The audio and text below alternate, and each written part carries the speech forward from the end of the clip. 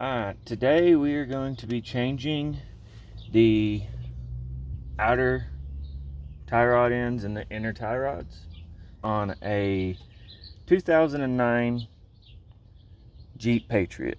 We're going to start with this outer tie rod. For it, you're going to need a 7/8 wrench to bust this stop nut loose, and you'll need an 18mm deep dish socket to get this nut right here off. Now that we have this nut off and we have this nut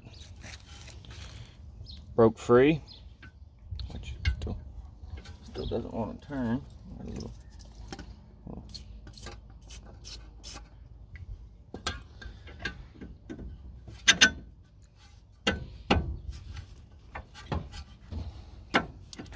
There we go. Now we can just unscrew this off the inner tie rod.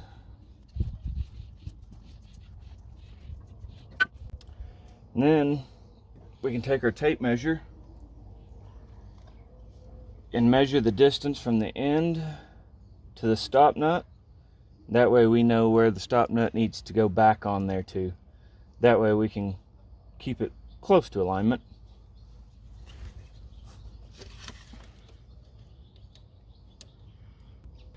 So on this side it is 1 inch and 3/8 from the stop nut to the end of this tie rod end. Once you got that measurement, we can take this bolt off, and then in here there's one clamp here. You can use a pair of needle noses to get, and then there's another clamp at the back of this boot right back here, and it is a factory clamp. So you just have to use a screwdriver or a pry bar and pop it loose, and then we can get this boot off of here. Alright, so we gotta break this loose now that we have this boot off of here. I'm sure they make a special tool that you can buy.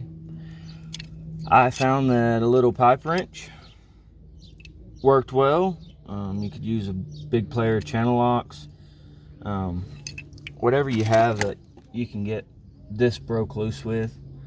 Then once you get it broke loose, you can just screw it out and you're now ready to put the new one on. Our new tie rod on here. Time to put the boot back on. We want to make sure that we get the boot back over here and down in this groove. Make sure it's nice and snug, help keep our water and dirt out. But the clamp that was on it, pulls apart whenever you take the boot off to replace it. So I'm going to use a zip tie to secure it back on, and we'll get it put on.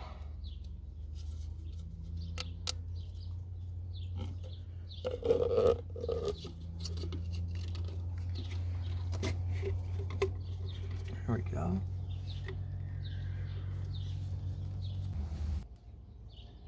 We'll put the clamp that came off of it right on back there. Now, boot's back into place.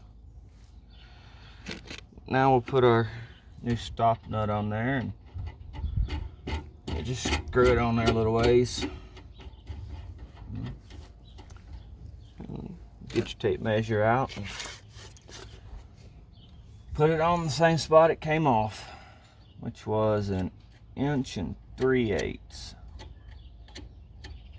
for us.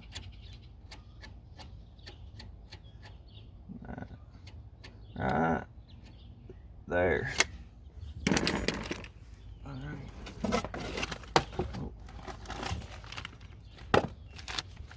Now we'll grab our outer tie rod and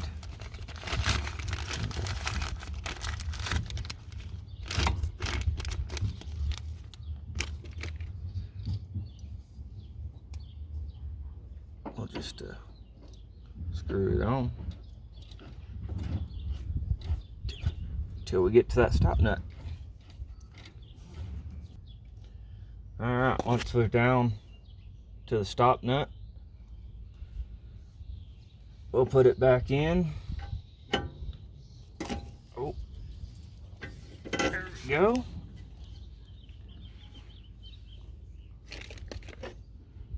I'm taking our castle nut on there.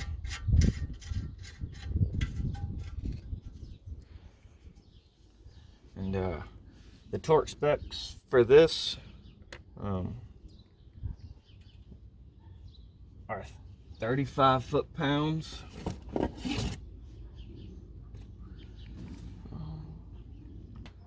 For these SKP tie rods, your new nut is going to be a 19 millimeter, so it's a little larger nut.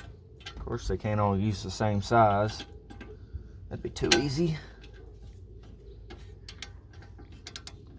We'll torque it down.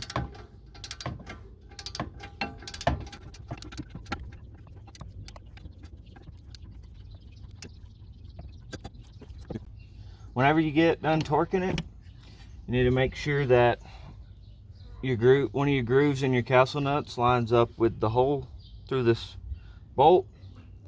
If it doesn't, you can keep tightening it until one of them lines up. That's what we're gonna do. There we go, perfect. Then take your pin and push it through there. Now our nut can't back off.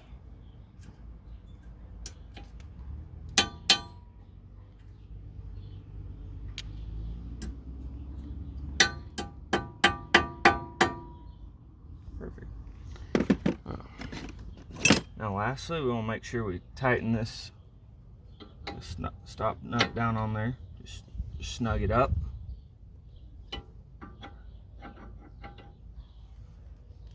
About that tight.